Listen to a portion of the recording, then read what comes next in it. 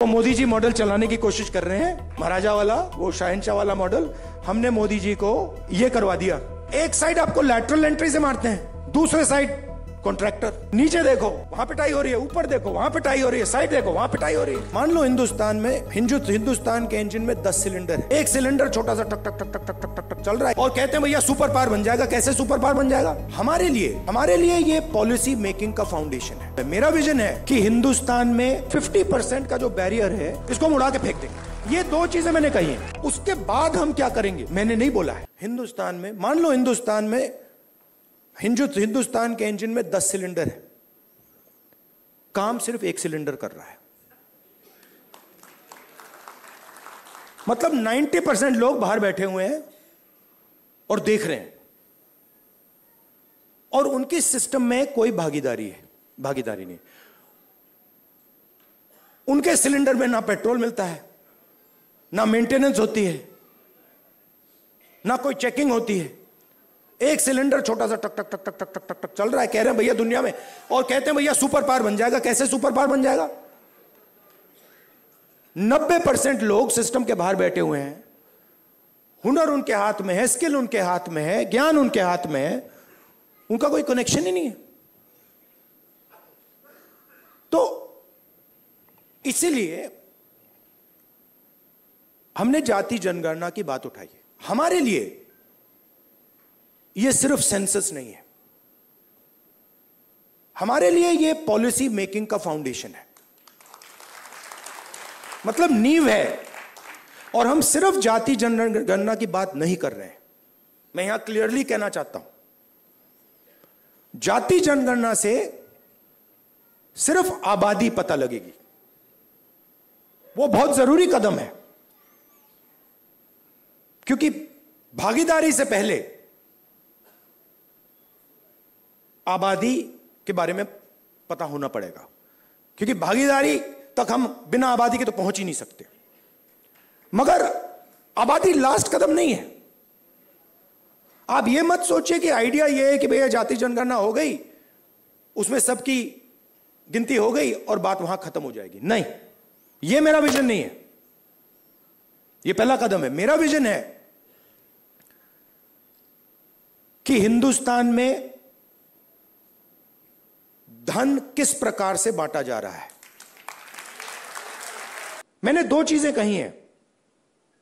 मैंने कहा है कि जाति जनगणना, social economic state census, institutional census हम कराएंगे, और 50% का जो बैरियर है जिसको हम एक्सेप्ट नहीं करते हैं, फ्रैंकली बोलूं तो, इसको हम उड़ा के फेंक देंगे। ये दो चीजें मैंने कही हैं। और मगर उसके बाद मैंने आज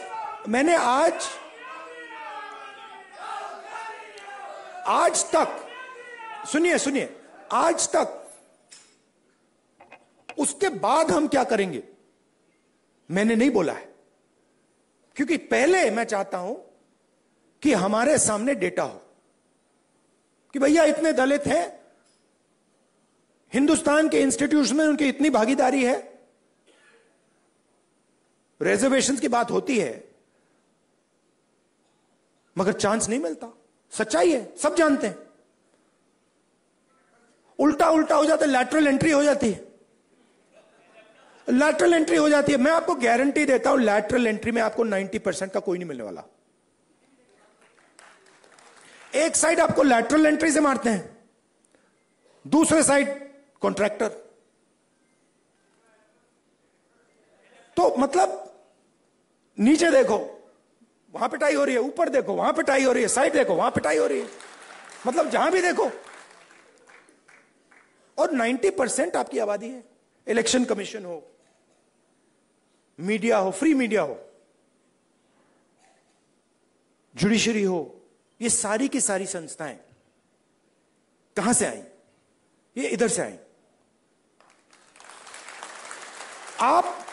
आप इसको मिटा दो तो हिंदुस्तान में एक संस्था नहीं बचेगी। कोई इलेक्शन कमीशन नहीं बचेगा, कोई रिजर्वेशन नहीं बचेगा। जो आपने कहा कि कॉन्स्टिट्यूशन से फायदा मिला, वो 5-10 साल में सब खत्म हो जाएगा। तो जाति जनगणना जो है वो इसको मजबूत करने का काम है। ये आप समझिए, कॉन्स्टिट्यूशन की रक्षा हम कर रहे हैं जाति जनगणना के थ्रू। क्यों?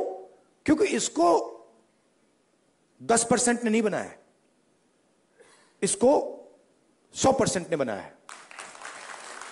और मैं यह भी कहना चाहूंगा कि इसकी सबसे ज्यादा रक्षा आप लोग करते हो।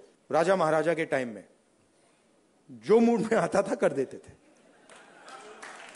वो मोदी जी मॉडल चलाने की कोशिश कर रहे हैं, महाराजा वाला, वो शहंशाह वाला मॉडल।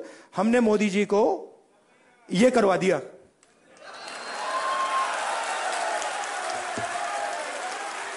आप अपने आप को नॉन बायोलॉजिकल समझते हो,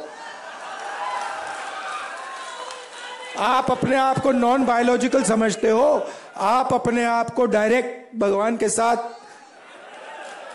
कनेक्शन समझते हो। Wrong number, wrong number. चुनाव के एकदम बाद ये मैंने कहा, देखो हिंदुस्तान के किसानों ने, मजदूरों ने सिर झुकवा के कॉन्स्टिट्यूशन से मत्था लगवा दिया। और ये काम हम नहीं कर रहे हैं। आप मत सोचिए कि राहुल गांधी और ये सब लोग ये काम कर रहे हैं। नहीं, ये हिंदुस्तान के अंदर से आवाज आ रही है, हम उस आवाज को सुन रहे हैं बस।